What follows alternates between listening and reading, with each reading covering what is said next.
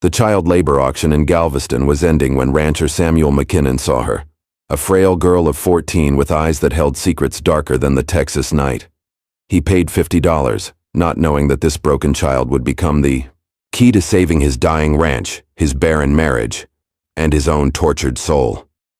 What happened next would shake the very foundations of the Wild West.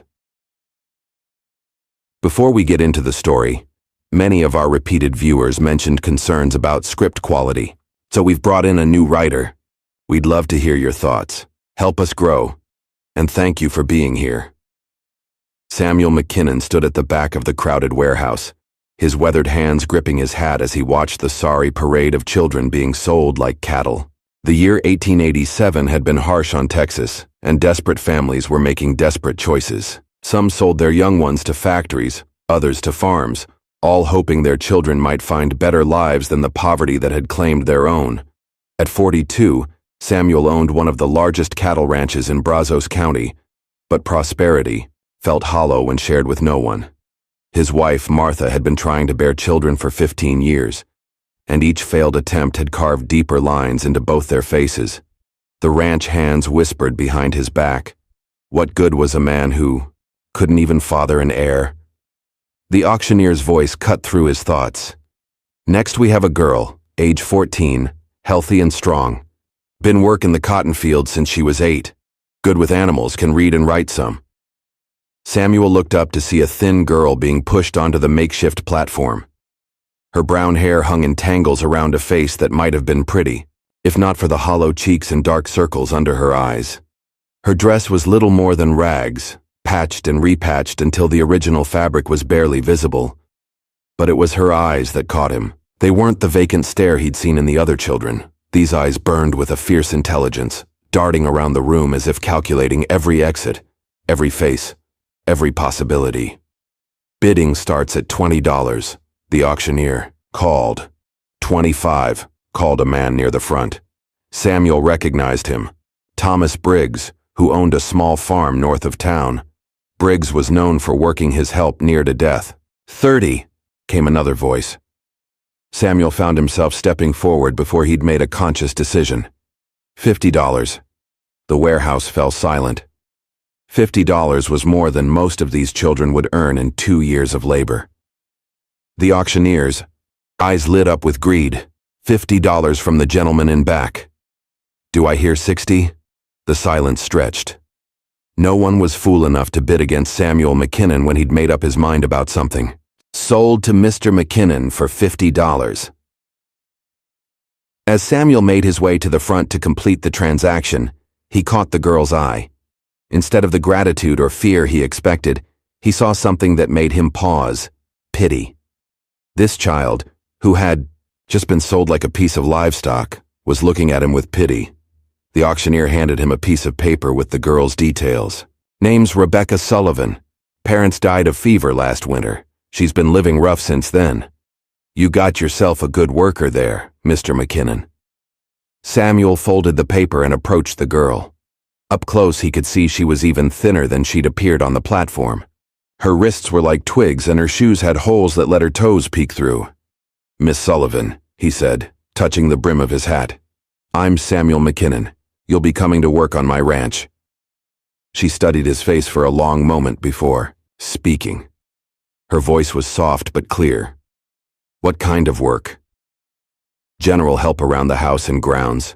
My wife Martha will explain your duties. And if I don't want to come? The question surprised him. Most of the children he'd seen today had accepted their fate with resigned silence. You have a choice in the matter. But winter's coming, and the streets of Galveston ain't kind to young folks on their own. Rebecca looked around the warehouse, at the remaining children still waiting to be sold, at the men with hungry eyes counting their coins. When she looked back at Samuel, something in her expression had shifted. I reckon I'll come with you then, Mr. McKinnon. The ride to the McKinnon ranch took most of the day. Samuel had brought his wagon, loaded with supplies from town, and Rebecca sat beside him on the bench seat as they traveled the dusty roads through East Texas countryside. She didn't speak much during the journey, but Samuel caught her watching. Everything, The way he handled the horses, the landmarks they passed, the position of the sun. This wasn't a child simply along for the ride. She was memorizing every detail of the route. "You planning to run off?" he asked after they'd been traveling for several hours. "Depends," she replied without looking at him. "On what?" "On whether you bought me to work, or for other reasons." The quiet steel in her voice made Samuel's stomach clench. He pulled the wagon to a halt and turned to face her fully. "Miss Sullivan, I want to be clear about something. You're coming to my ranch to help with honest work, cooking, cleaning, tending the animals. Nothing more. Any man who would harm a child deserves to be strung up, and I include myself in that judgment." She studied his face again with those unnervingly mature eyes. Finally, she nodded. "All right then." They rode in more comfortable silence after that. As the sun began to set, they crested a hill and Rebecca got her first look at the McKinnon Ranch. It sprawled across the valley below them like a small town. The main house was built of sturdy timber with a wraparound porch and dormer windows. A large barn stood to one side, with several smaller outbuildings scattered around the property. Cattle dotted the pastures that stretched as far as the eye could see. "It's bigger than I expected," Rebecca said softly. "Took me 20 years to build it up," Samuel replied with quiet pride. "Course it'll all belong to strangers when I'm gone, seeing as Martha and I haven't been blessed with children." Something flickered across Rebecca's face at those words, but she said nothing.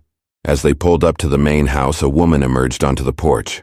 Martha McKinnon was still handsome at 38, with blonde hair only lightly touched with gray and a figure that spoke of good living. But there was a tightness around her eyes that suggested years of disappointment. "Samuel," she called, as he climbed down from the wagon. "You're later than I expected." "Had some business in town," he replied, then turned to help Rebecca down. "Martha, this is Rebecca Sullivan.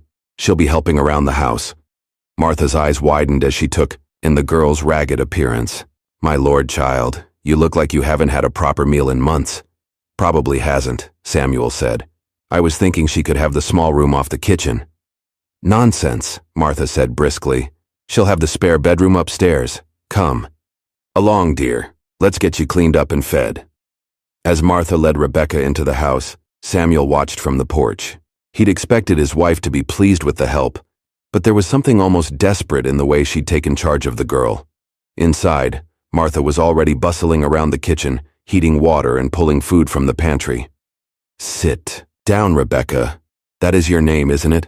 Such a pretty name. I had a sister named Rebecca once." Rebecca perched on the edge of a chair, her eyes taking in the warm kitchen with its polished wood surfaces and cheerful curtains. "It's very nice here, Mrs. McKinnon." "Oh, call me Martha, dear. We're not formal folk." Martha set a plate of bread and cold meat in front of her. "Now eat up while I prepare a bath for you." As Rebecca ate, slowly at first, then with increasing hunger, Martha chattered about the house, the ranch, the nearby town. But Samuel, watching from the doorway, noticed how his wife's hands shook slightly as she worked, and how her voice had a brittle quality he hadn't heard in years. When Rebecca had finished eating, Martha led her upstairs to the spare bedroom. It was simply furnished but clean and comfortable, with a window that looked out over the ranch grounds. "This will be your room," Martha said, smoothing the quilt on the bed. "I'll bring you some proper clothes tomorrow. I think I have some things that might fit." "Thank you," Rebecca said. "I'm not used to such kindness." Martha's face crumpled for just a moment before she composed herself. "Every child deserves kindness, dear. Now let's get you that bath." The next few weeks fell into a rhythm. Rebecca proved to be everything the auctioneer had promised and more. She was up before dawn, helping Martha with breakfast for the ranch hands. She tended the vegetable garden with a skill that suggested years of experience. She could mend clothes, churn butter, and even help with the animals when needed. But it was her effect on Martha that Samuel found most remarkable. His wife, who had grown increasingly withdrawn over the years of failed pregnancies, seemed to come alive again. She spent hours teaching Rebecca to cook special dishes, showing her how to arrange flowers from the garden, even reading to her in the evenings. "She's a bright girl," Martha told Samuel one evening as they sat on the porch. "She learns everything so quickly." Maybe too quickly, Samuel replied, watching Rebecca in the distance as she helped one of the ranch hands doctor a lame horse. Sometimes I get the feeling she's older than her years. She's had to grow up fast, poor thing, but she's safe now. Samuel nodded, but something nagged at him. Rebecca worked hard and caused no trouble, but there were moments when he caught her watching the horizon with a calculating expression, or noticed how she always seemed to know exactly where everyone was at any given time. One evening in October, he found her in the barn after supper, sitting in the hayloft and staring out at the darkening sky. He climbed up to join her. "Penny for your thoughts," he said. She glanced at him, then back at the sky. "I was thinking about my parents. The auctioneer said they died of fever. They did. But before that, they had dreams. Pa wanted to start his own farm someday. Ma wanted to learn to play the piano." She was quiet for a moment. "I wonder if I'll ever have dreams like that." "What kind of dreams would you have?" She considered the question seriously. "I think I'd like to learn to read better. Real books, not just the Bible and almanacs. And maybe learn about numbers, not just counting, but the kind of arithmetic that helps you figure out important things." Samuel was intrigued. "What kind of important things? Like how much cattle a ranch can support, how to tell if you're making money or losing it, how to plan for bad years." She looked at him directly. "How to make sure you never have to sell your children." The words hit him like a physical blow. In all his years of running the ranch, he'd never talked to anyone, not even Martha, about the financial side of the operation. Yet this 14-year-old girl had somehow grasped that this knowledge was power. "I could teach you," he found himself saying, "if you're truly interested." Her eyes lit up. "You would? Reading, writing, arithmetic, the basics of running a ranch. But it would be in addition to your regular work, not instead of it." "I understand." And so began Rebecca's education. After the evening chores were done, she would join Samuel in his study, where he taught her to read from his collection of books and showed her how to work with numbers. She absorbed everything with a hunger that amazed him. Martha was delighted with the arrangement. "It's wonderful to see her learning," she told Samuel. "Every girl should have an education." But as autumn turned to winter, Samuel began to notice changes in both his wife and Rebecca. Martha had always been particular about Rebecca's appearance, but now she seemed almost obsessive about it. She ordered new dresses from town, spent hours brushing and arranging Rebecca's hair, and insisted on teaching her what she called proper manners. Rebecca submitted to all this attention with good grace, but Samuel sometimes caught her looking in the mirror with an expression that was hard to read.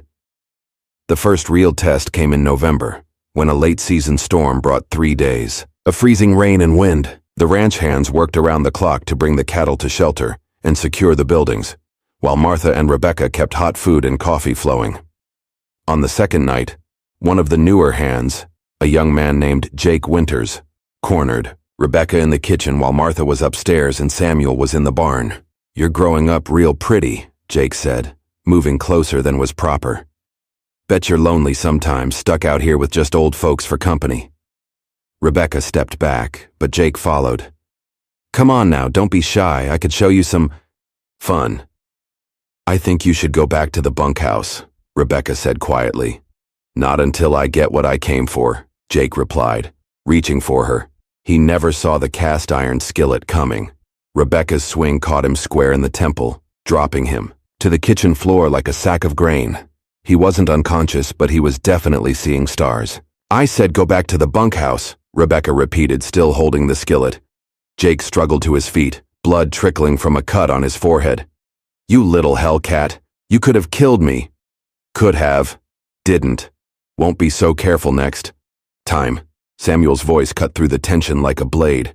"What's going on here?" He stood in the kitchen doorway, taking in the scene, Jake holding his bleeding head, Rebecca with the skillet, the determination in her eyes. Jake started to bluster. "Mr. McKinnon, this girl attacked me. I know exactly what you were doing," Samuel said coldly. "Pack your gear. You're off this ranch tonight." "But Mr. McKinnon, it's storming out there." Should have thought of that before you decided to bother a child under my protection. Samuel's hand rested on the gun, at his hip. You've got 10 minutes to clear out or I'll drag you out myself. Jake looked from Samuel to Rebecca, saw no mercy in either face, and stumbled toward the door.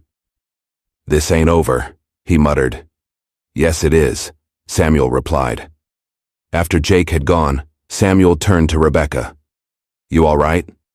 She nodded, setting down the skillet. I'm sorry about the trouble. You have nothing to apologize for. You defended yourself, and you showed more restraint than I would have. He studied her face.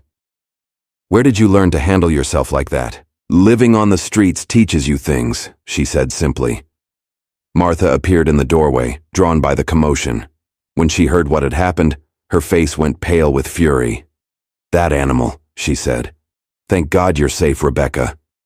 But Samuel noticed how Martha's hands shook as she fussed over the girl, and how her eyes kept darting to the windows as if expecting more threats to appear.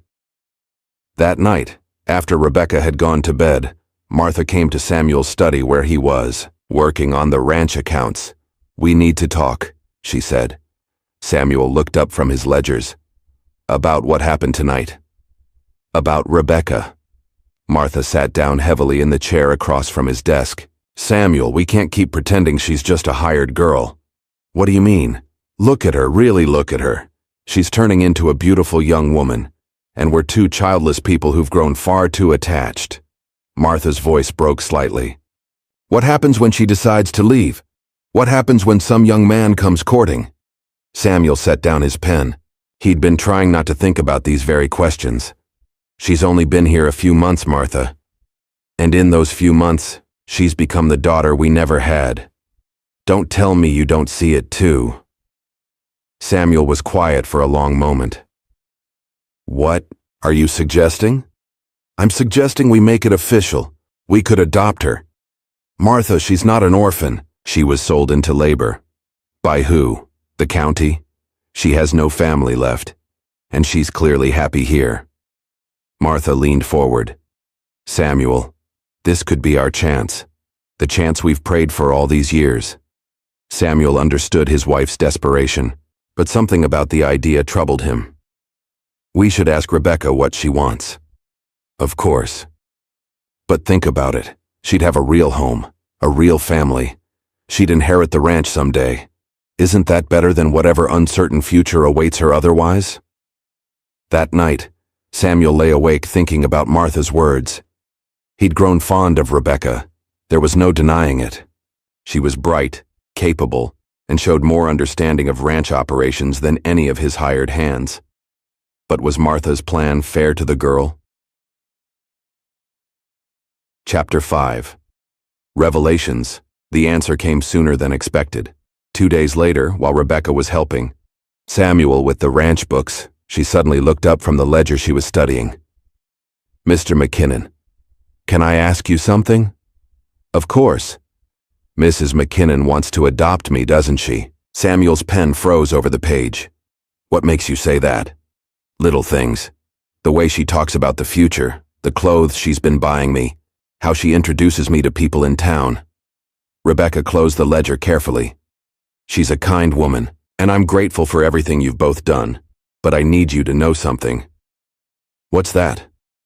Rebecca was quiet for a moment, as if choosing her words carefully. I wasn't entirely truthful about my circumstances when you bought me. Samuel set down his pen. Go on. My parents did die of fever. That part was true, but I wasn't just living rough on the streets afterward. She met his eyes. I was working for a man named Garrett Mills. He ran certain kinds of businesses in Galveston. Samuel's blood went cold. He'd heard of Mills, a man who controlled most of the illegal activities in the port city. What kind of work? He asked, though he dreaded the answer. Nothing like what you're thinking, Rebecca said quickly. I was too young for that, but I kept his books, carried messages, watched for trouble. I was good with numbers, and I could move around the city without attracting attention. Why are you telling me this? Because Mrs. McKinnon deserves to know what kind of person she wants to adopt. And because. Rebecca hesitated. Because I think someone's been watching the ranch. Samuel's hand instinctively moved toward his gun. What do you mean? Yesterday when I was working in the garden, I saw sunlight reflecting off something in the hills to the east, like someone was using a spyglass. And 2 days ago, I found horse tracks near the creek that don't match any of your horses. You. Think Mills sent someone after you? Maybe. Or maybe it's someone else entirely. But I learned a long time ago to pay attention when things don't feel right. Samuel stood up and walked to the window, scanning the hills Rebecca had mentioned. Why didn't you tell me sooner? Because I hoped I was wrong, and because I was afraid. You'd send me away if you knew the truth about my past. Samuel turned back to her. Rebecca, what you did to survive doesn't define who you are. But this Mills character, is he likely to come after you? I don't know. I never stole from him, never betrayed him. But he doesn't like loose ends. That evening, Samuel called his foreman Tom Bradley into his study. Tom had been with the ranch for 10 years and was one of the few men Samuel trusted completely. I need you to set up a watch rotation, Samuel said. Someone's been scouting the ranch. Tom's weathered face grew serious. You think we're going to have trouble? I think we need to be prepared for it. As Tom left to organize the men, Samuel found Martha in the kitchen preparing supper. He told her about his conversation with Rebecca, watching his wife's face carefully as he spoke. Martha listened in silence, her hands never pausing in their work. When he finished, she set down her wooden spoon and turned to face him. Does this change how you feel about her? She asked. No. If anything, it makes me respect her more. She survived things that would have broken most adults. Then it doesn't change how I feel either. Martha's voice was firm. That child has been through enough. If trouble's coming, we'll face it together. Samuel felt a surge of love for his wife. Despite her desperate desire for a child, Martha's first concern was Rebecca's welfare. There's something else, he said. I don't think we should push the adoption idea right now. Rebecca needs to know she has choices, not feel like she's being passed from one owner to another. Martha's face fell slightly, but she nodded. You're right. But Samuel, I need you to know. That girl has brought something back to life in me that I thought was dead forever. I know. She's done the same for me. The attack came 3 nights later, just before dawn. Rebecca, who had taken to sleeping lightly, heard the horses before anyone else. She slipped from her bed and peered out her window to see 6 men riding hard toward the ranch house. She ran to Samuel and Martha's room, pounding on the door. Mr. McKinnon, riders coming fast! Samuel was up instantly, grabbing his rifle from beside the bed. How many? 6 that I could see. Martha was already pulling on her robe. Is it Mills? I don't know, but we need to get ready. Samuel sent Martha to wake the ranch hands while he and Rebecca took positions at the front windows. In the gray pre-dawn light, they could see the riders spreading out to surround the house. Rebecca, Samuel said quietly, there's a shotgun in the kitchen pantry. You know how to use one? Yes, sir. Good. Watch the back door. As Rebecca moved to the kitchen, she caught sight of the lead rider's face in the growing light. Her stomach clenched with recognition. It was Jake Winters, the hand Samuel had fired, and behind him rode several men she recognized from her time in Galveston. The attack began with a shout from Jake. McKinnon, send out the girl and nobody gets hurt. Samuel's voice rang out from the front window. You're trespassing on my land. Clear out while you still can. This ain't about you, old man. It's about the girl. She stole something that belongs to my employer. Rebecca felt a chill of fear. She had taken something from Mills before she left. Galveston, a small ledger that contained records of his payments to various city officials. She'd thought of it as insurance, something to keep her safe if Mills ever came after her. But apparently he wanted it back badly enough to send men across half of Texas. The first shots came from the east side of the house, where 2 of Mills's men were trying to force their way into the barn. Tom Bradley and another ranch hand returned. Fire from the barn loft and the attackers fell back. Rebecca heard glass breaking in the front room and knew someone was trying to get in through a window. She left her position at the back door and crept toward the sound, shotgun ready. She found one of Mills's men halfway through the parlor window, struggling to get his legs inside. Rebecca didn't hesitate. She fired once, and the man tumbled back, outside with a scream. "Rebecca!" Martha's voice came from upstairs. "Are you all right?" "Fine," Rebecca called back, reloading the shotgun. The battle continued for what felt like hours but was probably only 20 minutes. Samuel and his men had the advantage of defensive positions, but Mills's men were well armed and determined. Finally, Jake's voice cut through the gunfire. "McKinnon, I'm coming in under a white flag. I want to talk." Samuel considered for a moment, then called back. "Come ahead, but keep your hands where I can see them." Jake approached the front porch with his hands raised, though Rebecca noticed. He was careful to stay behind cover. "McKinnon, this is simple. Send out the girl and we'll ride away. What makes you think I'd turn over a child to scum like you? Because if you don't, we'll burn you out. We've got the numbers and the firepower." Samuel was about to respond when Rebecca stepped onto the porch, her shotgun cradled in her arms. "Jake," the young man's face twisted with anger and desire. "There you are, pretty girl. You caused me a lot of trouble.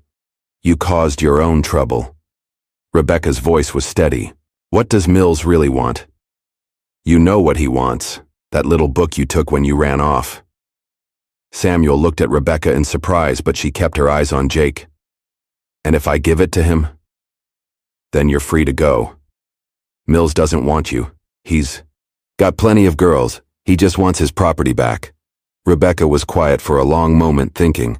The ledger was hidden in her bedroom, sewn into the lining of her old dress, the one she'd been wearing when Samuel bought her. She'd kept it as insurance, but now it seemed like it might be the key to everyone's safety. "All right," she said finally, "but I want something in return." Jake grinned. "You ain't in a position to bargain, girl." "Aren't I?" Rebecca gestured around the ranch. "You're outnumbered and surrounded. Mr. McKinnon's men are good shots, and they know this land better than you do. You might take us down, but it'll cost you." Samuel stepped up beside her. "The girl's right. You want to start a war over a book?" Jake's confidence wavered slightly. "What do you want?" "A guarantee," Rebecca said. "I give you the book. You and your men ride away and never come back. And you tell Mills that I'm dead, killed in the attack. That way, he has no reason to send anyone else after me." "And what makes you think Mills will believe that?" Rebecca smiled grimly. "Because you're going to bring him a piece of my dress, with blood on it as proof." The negotiation took another 10 minutes, but eventually Jake agreed. Rebecca went upstairs and retrieved the ledger from its hiding place, then cut a strip of fabric from her old dress and stained it with blood from a cut on her hand. As Jake and his men prepared to leave, he looked back at Rebecca with a mixture of anger and regret. "You could have had an easy life in the city, girl. Why'd you choose this?" Rebecca looked around at the ranch, at Samuel standing protectively beside her, at Martha watching from the window, at the ranch hands who had risked their lives to defend her, because this is home. Before we get into the story, let us know how the story feels now. How's the flow? How's the writing? Share your thoughts in the comments and help us grow. Thank you for being here. In the weeks that followed the Infertile attack, life on the ranch settled into a new rhythm. Samuel hired additional security and had Tom Bradley teach all the household members, including Martha and Rebecca, advanced shooting techniques. But more importantly, the crisis had clarified something for all of them. One evening in December, as they sat around the fireplace after supper, Martha broached the subject that had been on all their minds. "Rebecca, dear, we need to discuss your future." Rebecca looked up from the book she was reading, one of Samuel's treatises on cattle breeding. "What about it?" "Well, you're not a child anymore, and you're certainly not a servant." Martha exchanged a look with Samuel. "We were wondering how you'd feel about becoming a true member of this family." "You mean adoption?" "If that's what you want," Samuel said. "But we want you to understand what that would mean. You'd inherit the ranch someday. You'd have a say in how it's run. But you'd also have responsibilities. To the land, to the people who work it, to the community." Rebecca closed her book and considered their words. Over the past few months, she'd learned more about running a ranch than she'd ever expected. Samuel had taught her to read market reports, calculate feed costs, and plan for seasonal changes. She'd discovered she had a gift for managing both livestock and people. "Can I ask you something?" she said finally. "Of course." "Why did you really buy me that day in Galveston?" Samuel was quiet for a moment. "Honestly, I saw something in your eyes that reminded me of myself at that age. A determination to survive no matter what. I respected that. And I saw a child who deserved better than what life had given her," Martha added. "I wanted to help." Rebecca nodded slowly. "Then yes, I'd like to be adopted. But I want to earn my place here, not just be given it." "What do you mean?" Samuel asked. "I want to learn everything about running this ranch. I want to prove I can. Make it profitable and keep it growing. And I want to help other children like I was. Kids who need a chance." Martha's eyes filled with tears. "Oh, my dear girl." "There's something else," Rebecca continued. "I've been thinking about what happened with Mills's men. There are probably other children trapped in situations like I was. Maybe we could do something about that." Samuel leaned forward, intrigued. "What did you have in mind?" "What if we started small, maybe taking in 1 or 2 children a year who need homes? We could teach them useful skills, give them education, help them build better lives." "That's a wonderful idea," Martha said immediately. "We have plenty of room and Lord knows we could use more help." Samuel was more cautious. "It would be expensive, and we'd need to be careful about who we take in." "I could help with that," Rebecca said. "I know how to spot children who are worth saving and how to avoid the ones who might cause trouble." They talked late into the night, planning and dreaming. By the time they went to bed, they had outlined a vision that would make the McKinnon Ranch not just a cattle operation, but a place of refuge and opportunity. 5 years later, in the spring of 1892, Rebecca McKinnon stood on the front porch of the ranch house, watching a wagon approach from town. She was 19 now, a striking young woman with the confidence that came from knowing her place in the world. The wagon was driven by Tom Bradley, and beside him sat a thin boy of about 12, with suspicious eyes and clothes that had seen better days. In the back of the wagon were 2 other children, a girl of 8 and another boy who couldn't have been more than 10. "More strays from the city?" Samuel asked, joining Rebecca on the porch. "The Children's Aid Society sent word they were coming," Rebecca replied. "The boy's name is Marcus. His parents died in a factory fire. The girl is Anna. Her mother abandoned her at a church. And the little one is Billy. He was living on the streets." Samuel nodded. Over the past 5 years, they had taken in 15 children. Some had stayed and become part of the ranch family. Others had moved on to establish their own lives, but all had left with skills and education that gave them real opportunities. The ranch had prospered too. Rebecca's insights into cattle management and her careful attention to finances had increased their profits by 30%. She'd also established relationships with buyers in Kansas City and Chicago that gave them better prices for their beef. Martha appeared in the doorway, wiping her hands on her apron. At 43, she looked younger than she had 5 years ago, despite the gray in her hair. Having children to care for, even temporarily, had given her a purpose that years of failed pregnancies had never provided. "Are they hungry?" she asked, which was always her first question about new arrivals. "Most likely," Rebecca replied. "Tom said they've been traveling for 3 days." As the wagon pulled up, Rebecca walked down to greet the new arrivals. The boy Marcus looked at her with the same calculating expression she remembered having at his age. "You're Rebecca McKinnon?" he asked. "I am. And you're Marcus Thompson." "Maybe. Depends on what you want from me." Rebecca smiled. "Right now, I want you to come inside and get something to eat. After that, we'll talk about what happens next, and if I don't want to stay, then you don't stay, but before you decide, let me show you something." She led him to the barn, where several of the older children who had become permanent residents were working with the horses. One of them, a young man of 18 named David, looked up from the horse he was shoeing. "New arrivals?" he asked. Marcus, Anna, and Billy, Rebecca replied. David, why don't you tell Marcus about your first week here? David grinned. I spent most of it planning ways to run off. Figured these folks were just another kind of trap. What changed your mind? Marcus asked. They kept their word about everything. Said I could leave any time, and they meant it. Said they'd teach me useful skills, and they did. Said they'd treat me fair, and they have. David returned to his work. On the horse's hoof. Been here 4 years now. Next month I'm starting my own blacksmithing business in town.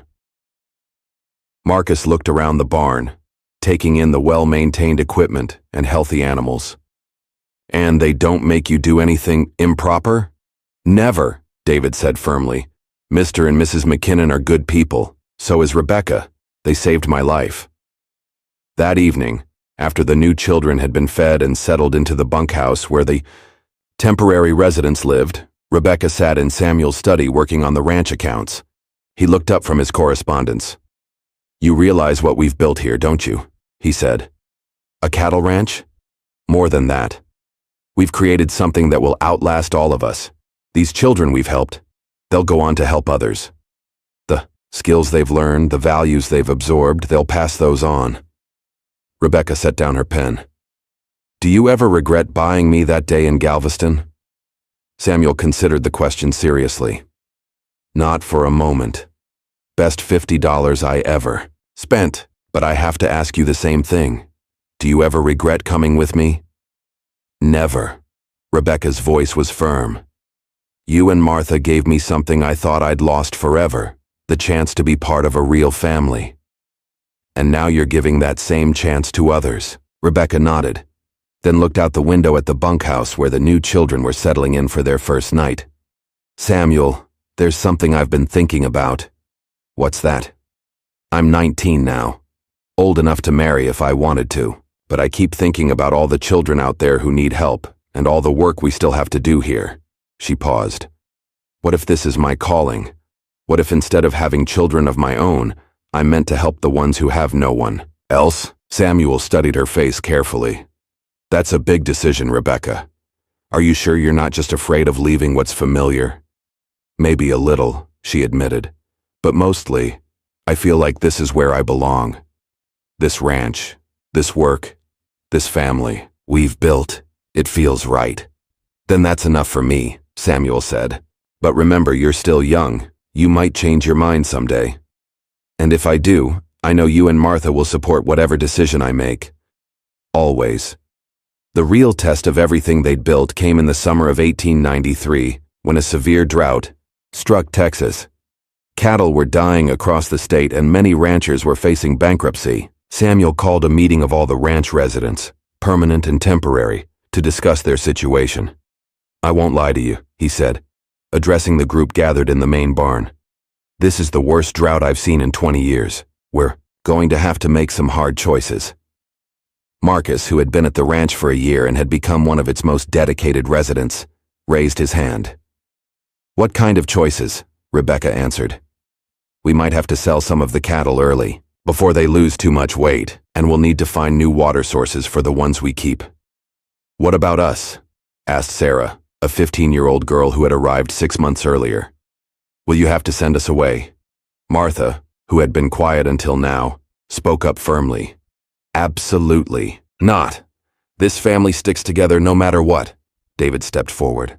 Mrs. McKinnon, Rebecca, Mr. McKinnon, you've all done so much for us. Now it's our turn to help. We can work longer hours, take on extra responsibilities, whatever you need. Murmurs of agreement came from around the group. Even the newest arrivals nodded their willingness to help. Over the following months, the ranch family pulled together in ways that amazed even Samuel. The older children took on adult responsibilities without complaint.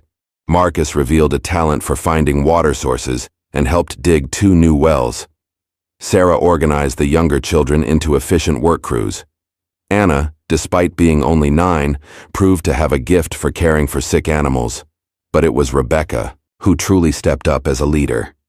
She negotiated deals with cattle buyers, managed the ranch's dwindling finances with careful precision, and somehow kept everyone's spirits up even when things looked darkest. One evening in August, as they sat on the porch after another scorching day, Martha took Rebecca's hand. "I need to tell you something," she said. "When Samuel first brought you home, I thought I wanted a daughter. But what I got was so much more than that." "What do you mean?" "I got a partner. Someone who could carry on what we've built here long after Samuel and I are gone." Martha's eyes were bright with unshed tears. "You've become the heart of this place, Rebecca.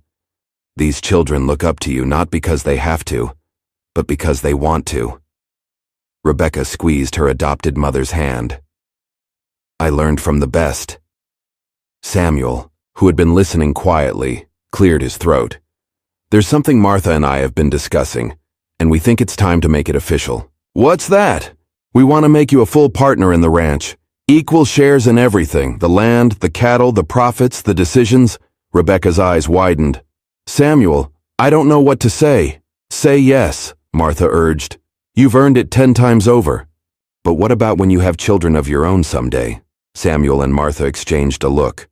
"Rebecca," Martha said gently, "you are our child, and all these other children we've helped raise.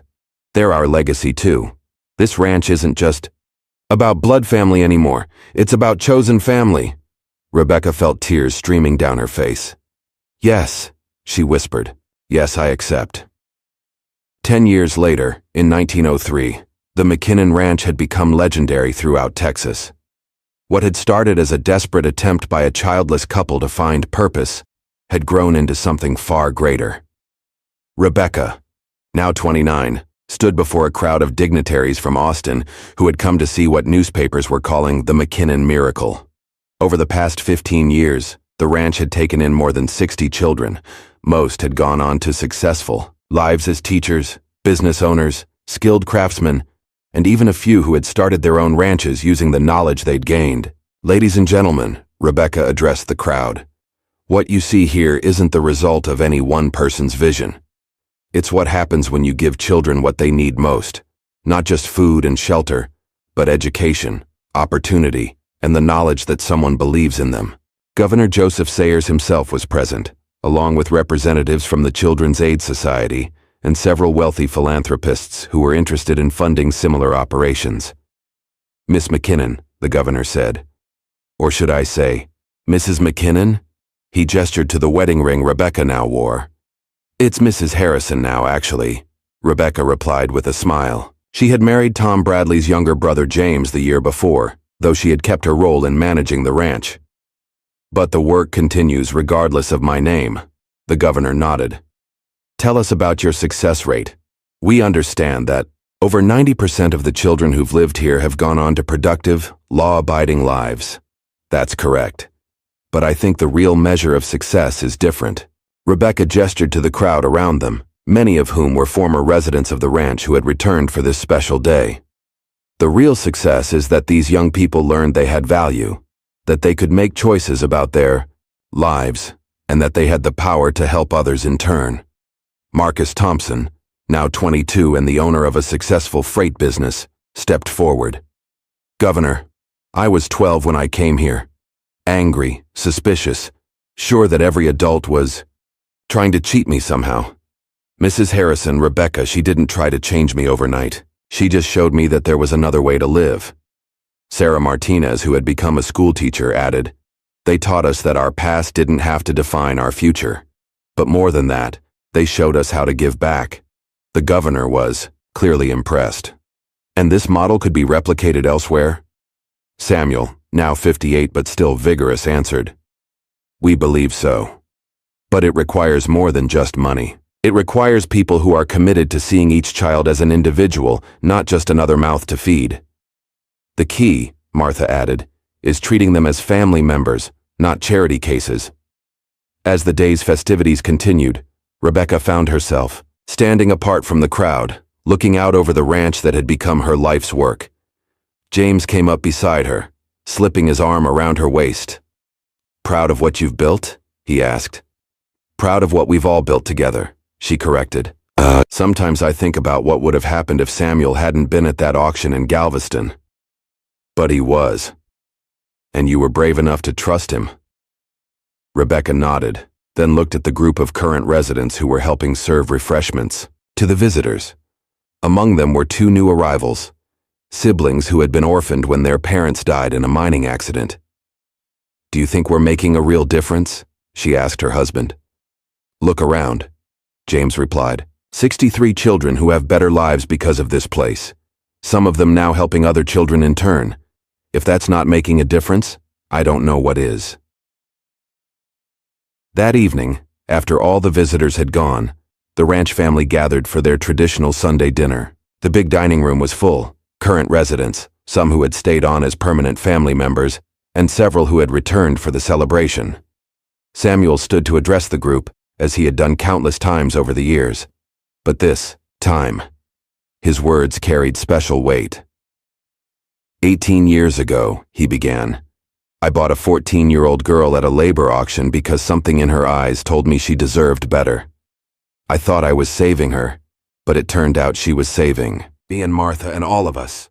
He looked around the table at the faces gathered there, young and old, newcomers and veterans, all part of the family they had chosen to create. What Rebecca built here proves something important. That family isn't just about blood. It's about commitment, about choosing to care for each other, about passing on the best of what we've learned. Rebecca stood as well. And it proves that no child is too damaged, too angry, or too lost to be saved. Sometimes all it takes is someone willing to see their potential instead of their problems. Marcus raised his glass. To the McKinnon Ranch, to chosen family, and to second chances. To second chances, the group chorused. 25 years after that first meeting in Galveston, Rebecca sat in the same study where Samuel had first taught her to read financial reports. Now it was she who was teaching, this time to Elena, a sharp-eyed 13-year-old who had arrived 6 months earlier. So if we sell the cattle in Kansas City instead of Fort Worth, we make how much more per head? Rebecca asked. Elena studied the figures carefully. About $3.50, but we have to factor in the extra shipping costs. Exactly. And what does that tell us about timing? That we need to watch the market reports and ship when the price difference is big enough to cover the extra costs and still make a profit. Rebecca smiled. You're learning fast. Mrs. Harrison, Elena said, looking up from the ledger. Can I ask you something? Of course. Why do you do all this? Take in kids like me, I mean. You could have an easier life without us. Rebecca considered the question, the same one she'd asked Samuel all those years ago. Because someone gave me a chance when I needed it most. And because I learned that the best way to honor that gift is to pass it on. Elena nodded thoughtfully. Do you think I could learn to run a place like this someday? I think you could learn to do anything you set your mind to. But first, let's master these cattle calculations. As they returned to their work, Rebecca felt the same sense of continuity and purpose that had sustained her for over 2 decades. Outside, she could hear the voices of children playing in the yard, the sound of ranch hands working with the horses, and Martha calling everyone in for supper. Samuel and Martha were both in their 70s now, still active but beginning to slow down. Soon, the full responsibility for the ranch and its mission would fall to Rebecca and James. But she wasn't worried. They had built something strong enough to last, something that would continue to offer hope and opportunity to children who needed both. The girl who had been sold at a labor auction in Galveston had become the woman who ensured that no child in her care would ever face such a fate. It was, she reflected, a pretty good life's work. As the sun set over the Texas hills, painting the sky in shades of gold and crimson, Rebecca closed the ledger and prepared to join her family for dinner. Tomorrow would bring new challenges, new children to help, new opportunities to make a difference. But tonight, there was just the warmth of home, the comfort of family, and the satisfaction of knowing that love, chosen and given freely, could indeed change everything.